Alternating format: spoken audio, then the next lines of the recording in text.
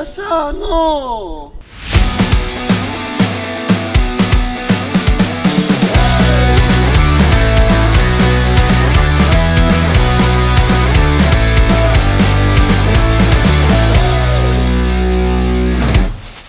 Salut à tous, bienvenue sur Endurobike. Rémi, première question, est-ce que tu as réussi à crever? Et pourquoi tu as crevé, dis donc?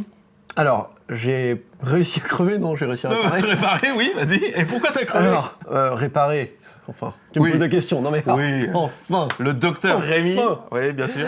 Pourquoi j'ai crevé? Bah, quand on met pas de préventif sur un tubeless, voilà. C'est quoi un tubeless? Tubeless, c'est un pneu qui se monte sans chambre à air. Oui. Voilà. C'est bien pour pas crever. C'est mieux pour pas crever parce qu'on met du préventif et du coup qui rebouche les trous quand il y en a. Donc, vaut mieux un préventif efficace pour reboucher les trous. Exactement. C'est pour ça qu'on fait le comparatif du jour. On a opposé 12 préventifs et ça fait combien de temps que tu bosses dessus? Ça fait déjà 9 mois qu'on est dessus, donc... Du coup, on a plusieurs phases. On va vous détailler un petit peu le sommaire de cette vidéo. C'est ça. On va d'abord voir combien ça coûte, Ouais. comment ça vieillit, Ouais. de quoi sont composés les préventifs. Est-ce qu'il y en a des plus bio que d'autres? S'il y a des spécificités dans la composition qui peuvent jouer sur la performance. Et on va terminer par quoi, Rémi? On va terminer par un petit torture test de tous les préventifs pour voir l'efficacité un peu pratique du préventif. Donc on va les passer à la planche à fakir? C'est ça. Ah, super! Vivement la fin. Allez, let's go.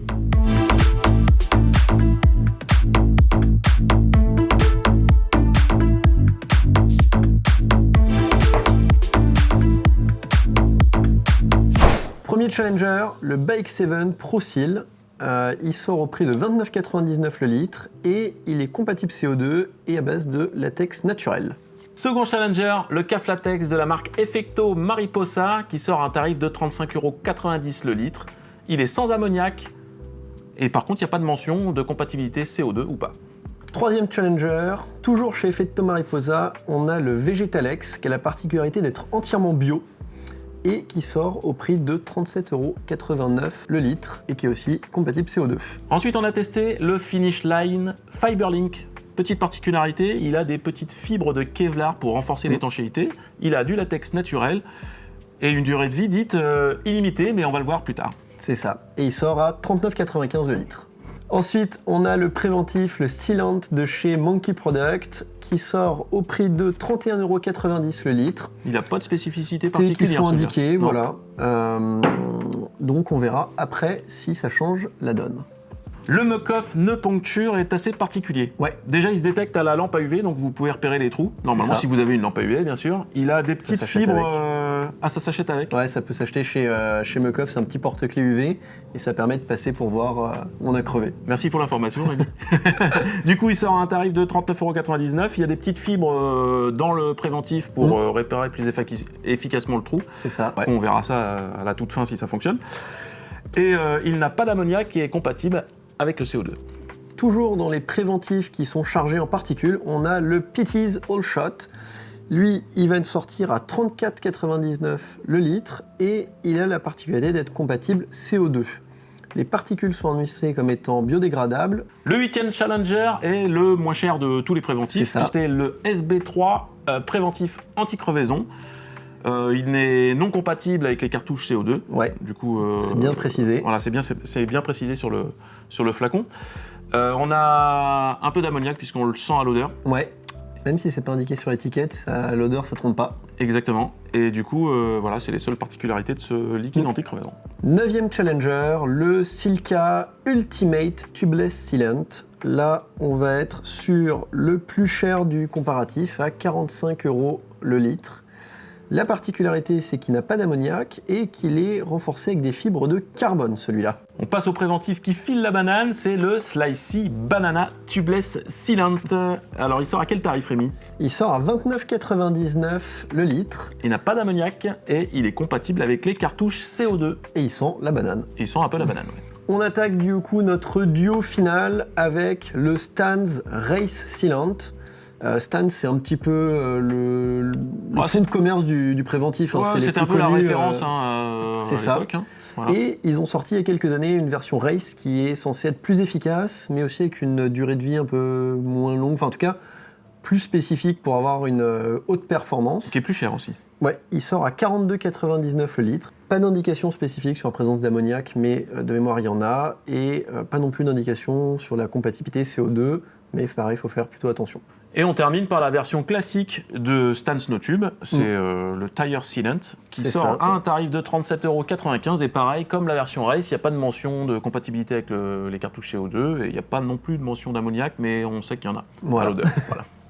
Rémi, première question. Ouais. Enfin, c'est déjà la plus dure que je te pose, mais bon, première question quand même. Est-ce qu'il y a des préventifs qui sont plus bio-responsables que les autres? Ouais, alors il y a plusieurs points à prendre en compte. Déjà, la composition, on va dire, chimique du préventif. On a plein de préventifs qui sont à base de latex, qui peut être d'origine naturelle ou pas, ça reste du latex, du caoutchouc. Ouais, donc c'est pas biodégradable. Qui sont donc pas forcément terribles. Ouais. On a des préventifs qui sont avec de l'ammoniac, même si c'est en petite quantité, ça reste quand même un produit chimique pas idéal pour l'environnement. Exactement. On va avoir du coup, par exemple, le Vegetalex qui est entièrement bio. Je crois que c'est une base d'huile d'olive, enfin d'extrait d'olive. Il est vraiment, pour le coup, parfaitement biodégradable. Il est très respectueux de l'environnement. Donc ça, c'est intéressant. Et puis, l'autre point, on a vu qu'il y avait plein de préventifs qui sont chargés avec des particules, avec des fibres, qui, elles, vont pareil être du coup des éléments qui ne vont pas forcément, voire pas du tout être biodégradables. Après, elles ne sont pas censées sortir du pneu. Mais... Oui, mais bon. Voilà, donc, elles peuvent quand même, sur les grosses déchirures, se retrouver dans exactement. la nature. Donc, et puis, du coup, à prendre en compte, on l'a vu par exemple chez Pitties, ce sont des particules justement biodégradables, donc ça c'est plutôt positif, alors que chez Fiberlink et Silka, on est avec du Kevlar et du carbone, ce qui s'annonce pas forcément tip-top. Non. Alors que Silka annonce que leur préventif est environmental friendly, comme ils disent. Ok. Voilà, donc à prendre dans la balance. On passe au vieillissement ? Allez. Allez. C'est parti. Let's go. Alors, j'ai essayé de reproduire au plus proche de ce qui était possible les conditions d'utilisation de l'utilisateur moyen, c'est-à-dire celui qui met son préventif dans le pneu, qui va rouler de temps en temps et qui surtout ne s'occupe plus de son préventif jusqu'à ce que ça ne fonctionne plus. Donc pour ça, j'ai préparé dans des petits gobelets en plastique que j'ai fermés avec du film plastique dessus pour que ce soit une fermeture plus ou moins étanche. Et en plus, on a rajouté un petit morceau de mousse dedans pour voir si le préventif accrochait à la mousse et s'il restait liquide ou s'il séchait. Ça fait 9 mois qu'ils sont là-dedans, je suis venu les remuer, les secouer de temps en temps comme si j'étais allé rider. Et on va voir du coup 9 mois après s'il y en a qui sont encore valables ou si c'est fini. Premier point peut-être à noter, c'est que j'avais pesé tous les préventifs avant et après utilisation. Et aucun n'est resté intact. Ils ont tous perdu en poids, donc ils ont tous perdu en liquide. À noter que même ceux qui annoncent une durée de vie entre guillemets infinie ont quand même perdu un petit peu. Bon, on va commencer avec les grands vainqueurs de ce test de durée de vie. On en a 6 qui se sont bien démarqués du lot. Ça va être le Bike 7, le Vegetalex de Effetto, le Fiberlink, le Muc-Off, le Slicey et le Stans classique. Sur ces 6 préventifs, ce qu'on retrouve en commun, c'est une bonne fluidité et l'absence de coagulation ou de décantation importante, c'est-à-dire que le produit reste quand même assez homogène dans le verre, il suffit de secouer un petit peu et ça reprend des couleurs. On en a qui ont mieux tenu que d'autres quand même. On a le Vegetalex et le Fiberlink qui n'ont vraiment pas perdu en volume. Le Muc-Off et le Slicey sont quand même devenus un peu épais, donc je pense qu'ils ont un peu plus perdu en solvant. Voilà. Et ça, c'est des choses que de toute façon on retrouve sur le poids. Le Stans et le Bike 7 sont assez proches. Eux sont, on va dire, une bonne moyenne. Il reste une bonne fluidité et on n'a pas trop perdu de volume.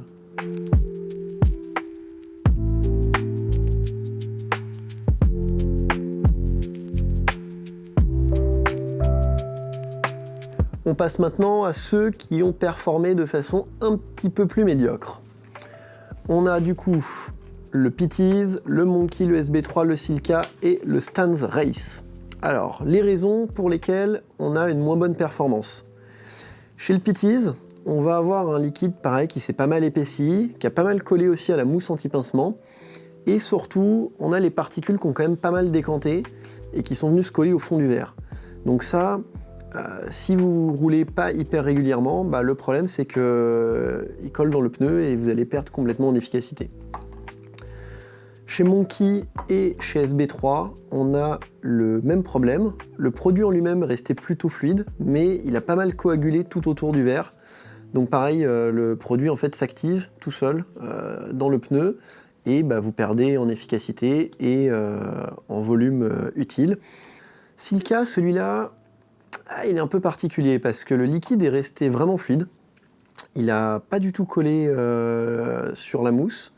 Par contre, les fibres de carbone ont complètement décanté, complètement coagulé au fond. Et pareil, elles se sont un peu fixées sur la mousse. Donc, a priori, pour quelqu'un qui roule bien régulièrement, la durée de vie serait bonne. Mais si vous laissez le préventif reposer un peu trop longtemps dans le pneu, il risque de complètement perdre en efficacité. Et le stand Race, c'est celui qui s'en tire finalement le mieux dans cette gamme-là, puisque à part quelques petites bouloches de coagulation sur la mousse, il est resté quand même bien liquide.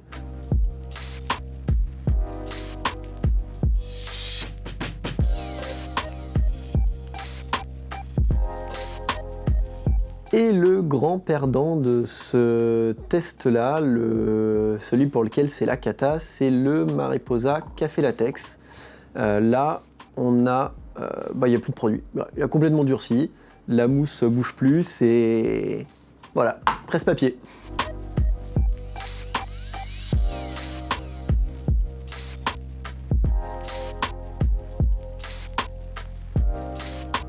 Bon Rémi, il est temps de passer à la partie la plus importante du test, voir quel est le préventif le plus efficace. Ouais, et pour ça, c'est le test de torture, le test de perforation.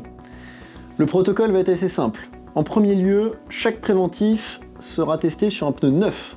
Ça fait donc 12 pneus, et on remercie notre nouveau partenaire cycletire.com qui nous a fourni les 12 pneus. Ensuite, pour le protocole en lui-même, chaque pneu sera gonflé à 25 PSI avec la quantité de préventif recommandée par la marque pour un pneu de 29 pouces de 35. Premier test, un poinçon de 2,5 mm, donc ça c'est le petit trou, normalement c'est la base, ils devraient tous les boucher rapidement et efficacement. Ensuite, un bon gros trou, là on est sur 4,5 mm, donc une belle, un beau trou, là c'est déjà du plus costaud. Et pour ceux qui passent ce test là, on a le test de déchirure, puisque là on est sur un tournevis, donc ça va pas être très large, mais par contre, enfin pas très épais, mais par contre beaucoup plus large, là on est sur quasiment 1 cm de large. T'as mis ta plus belle blouse? Ouais, là j'ai mis les protections, les gants, la les blouse lunettes. Et les lunettes. Allez, on va pouvoir y aller. Voilà, c'est parti. Premier préventif à passer au crible, à passer à l'épreuve, c'est le Slicey Banana. Donc t'as bien réparti le préventif dans tout le pneu en faisant tourner, c'est ça? Exactement, comme ça il est réparti. Ensuite, on perce et on met le trou en bas pour que ça bouche le plus efficacement possible. Voilà. Efficace. Rémi, premier test validé pour le Slicey Banana. Ouais, et la perte de pression, c'est? Elle est nulle, on est... Enfin, je viens de mesurer à 25. Ok, d'accord. Pointe suivante, la grosse. On va se mettre ailleurs, on avait percé là, on va se mettre ici. Hop.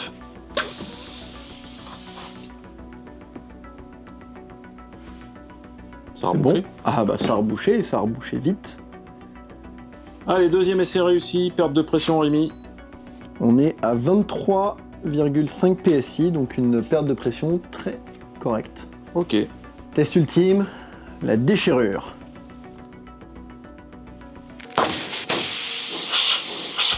Ça ne marche pas.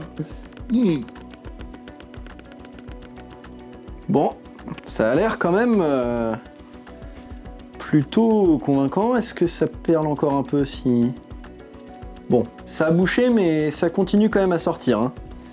On va regarder la pression actuelle. Là, il me reste 9,8 PSI. Tu vas regonfler? On peut regonfler pour voir si ça tient, ouais. Allez. Allez, on regonfle tout ça pour voir si ça tient.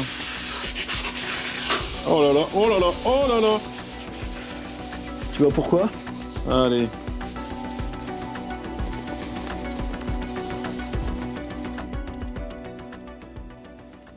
Bon, comme vous avez pu le voir, ça prend un petit peu de temps de tout vous montrer, donc évidemment pour les prochains préventifs, on vous montrera les highlights et juste la conclusion pour chaque préventif. Pour le Slicey, les 2 premiers tests se sont parfaitement bien passés. Pour le 2 derniers plutôt, sur le coup, ça a bien bouché, mais dès qu'on est remonté en pression, ça a lâché, donc au final, c'est non concluant puisque vous ne pouvez pas continuer vraiment à rouler avec un gros trou comme ça.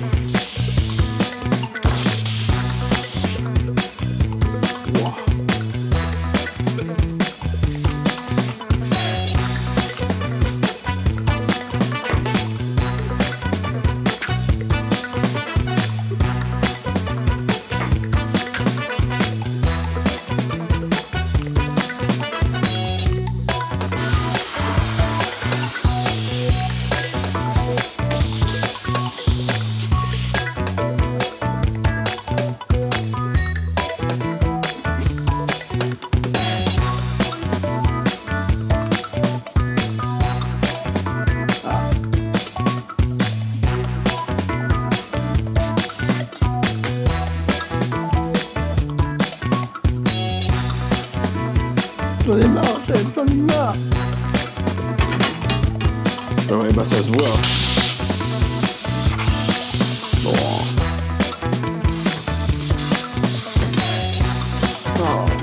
Ah, alors.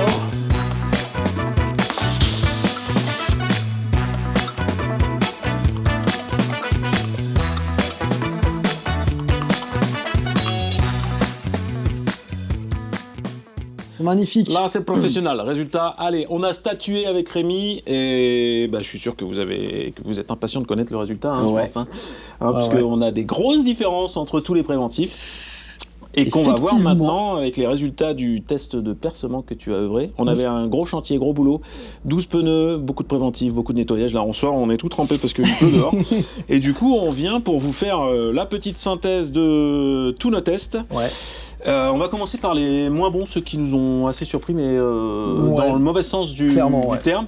On a 3 produits qui sont moins efficaces que tout le reste, qui sont le SB3, l'Effetto Mariposa en café latex et le Monkey Sauce, qui ont eu du mal à boucher déjà le 2e trou. Il y a beaucoup de liquides qui sont sortis par le voire grosse perte de pression. Et puis quand on a attaqué le 3e trou, donc celui avec le tournevis qui est plus large, plus gros, là c'est l'échec total.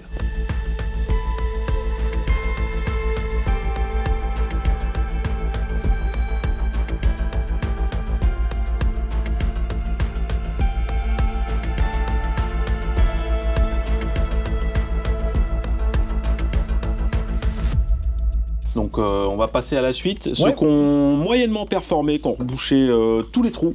C'est ça, je me trompe pas. C'est ça, ils ont bouché tous les trous, mais encore une fois, sur le dernier trou, il y a une grosse perte de pression.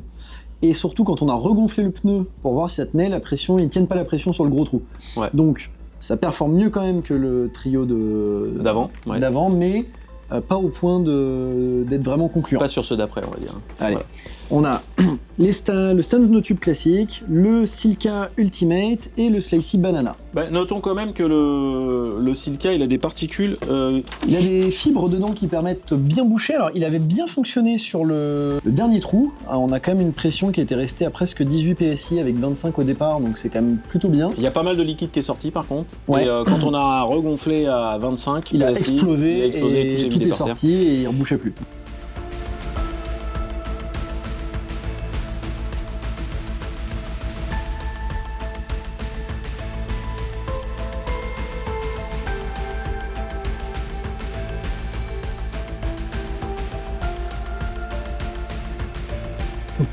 Du coup, on a un autre trio qui arrive juste derrière le trio de tête. C'est le Bike 7, le Fiberlink et le Pitties. Alors, tu vas nous dire pourquoi, Rémi, on les a classés après les autres, du coup. Alors, en termes d'efficacité, on a très clairement une efficacité équivalente à celle du trio de tête, sauf pour le Bike 7, qui nous a fait une grosse surprise. Le Bike 7, au 2e trou, on a cru qu'il allait jamais boucher. Au premier trou déjà. Premier trou, il a ouais. eu un petit peu de mal. Il a un peu de deuxième mal. trou. Ça perçait, ça pissait, on s'est dit Bon, ok, bah, c'est pas la l'échec total. Il a fini par le boucher avec au final une perte de pression qui était faible, puisqu'on était quand même encore à 23 PSI, donc avec un départ à 25, donc très bien, Ouais. mais beaucoup de préventif qui est sorti. Et étonnamment, quand on a fait le test, il l'a rebouché presque instantané. Donc il a mieux fonctionné sur le gros trou que sur le moyen. C'était Là, assez c'était étonnant, effectivement. Très Mais bluffant. du coup, bon, c'est quand même en demi-teinte. En demi-teinte, il a quand même un point pour lui, c'est que dans les 6 qui ont le mieux performé, c'est le moins cher des 6, il est à 29,99 le litre. Ouais. Donc- Et il a plutôt bien vieilli sur ton test de vieillissement sur le également. test de vieillissement. Ce qui n'est pas trop le cas sur le Pity, c'est pour ça qu'il est dans ce trio. Exactement. C'est que le Pity, il a eu tendance à décanter un petit peu et à s'agglomérer avec des particules qui restent C'est autour ça. de la mousse anti-pincement. Ouais, qui collait sur la mousse, qui est tombé au fond du verre. Pareil pour le Fiberlink. Voilà. Les fibres avaient tendance à se coller à la mousse, à tomber au fond du verre, à être un petit peu, voilà, pas bien resté en suspension. Par contre, ces deux-là sont diablement efficaces au rebouchage de trous, que ce soit sur les 3 oui. trous, c'est quasiment instantané, ils perdent quasiment pas de pression. Et ils perdent quasiment pas de liquide, donc quand même sur le terrain, c'est plus vraiment sur le très performant. Fiberlink, Ouais. mais que sur le Pitties, mais les deux ont très bien fonctionné. Et surtout, là encore une fois, sur les bests du test, on les a regonflés après avoir fait les 3 trous, et ça tient la pression. Ouais. On avait des pressions jusqu'à 30 PSI, ça tenait, il n'y avait rien qui fuitait, donc Donc ouais, c'est des préventifs qui sont déjà très performants. très performant. On est sur le Pitties avec une composition annoncée comme étant avec des fibres bio, donc une composition plutôt clean. Franchement, si vous avez un de ces deux-là, c'est pas la peine de changer, vous avez déjà un Ouais. très bon préventif. Exactement.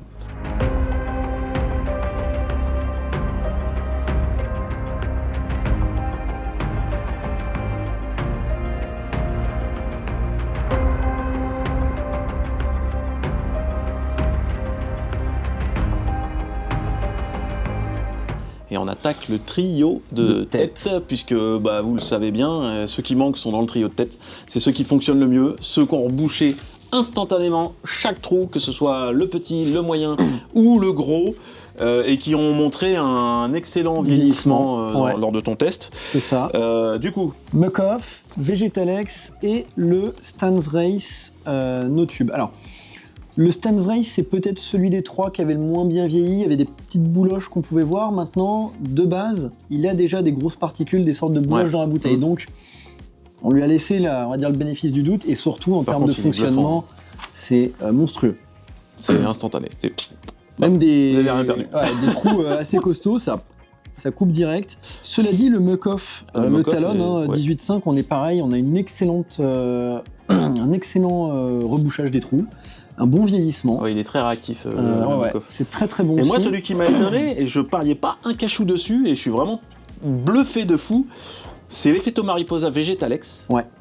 Et celui-là, il est végétal, full, donc ouais, il full est bio. biodégradable, c'est le plus clean de tous. clairement. Il a super bien vieilli, Ouais. puisqu'il perd quasiment rien au test de vieillissement, et pour moi, ce serait Ouais, mon top one. Je sais pas toi, mais...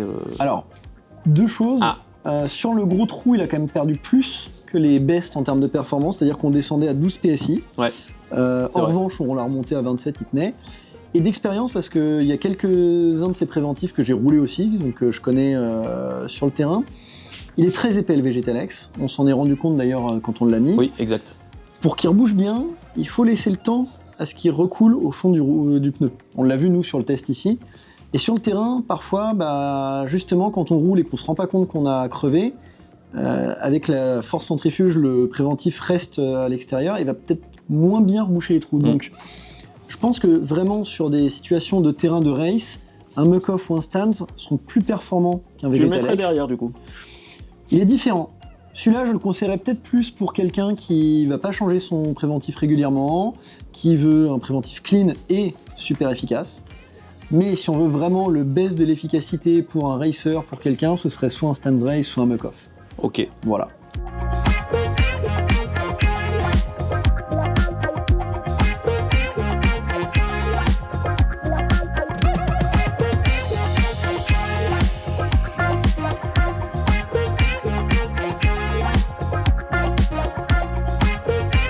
Bon, sur ce, avant de terminer cette vidéo, on voulait remercier notre partenaire cycletire.com de nous avoir fourni les 12 pneus.